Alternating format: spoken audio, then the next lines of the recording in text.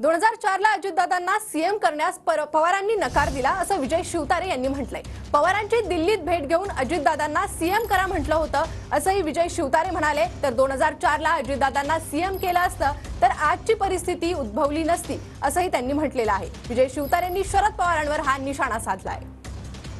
2004 ला राष्ट्रवादीचे जास्त आमदार आले होते।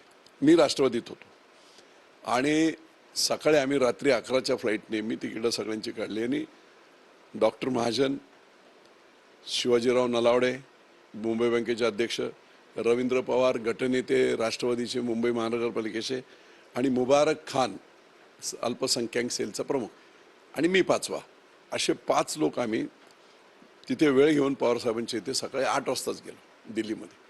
आणि आता आपले हे आलेत, आमदार जास्त आलेले आहेत। निश्चितपणे चांगलं काम, धाडसाने काम करणारा कर्तृत्ववान माणूस अजित पवार आहेत। आपण मुख्यमंत्री करायला हवा, तर मुख्यमंत्री आपल्याला घ्यायला हवं। त्याने असं झटकून दिलं ना, नाही मुख्यमंत्री नाही, तो काँग्रेस मोठा भाऊ आहे, आपण 2-4 खाती जास्त घेऊ, मुख्यमंत्रीपद नको।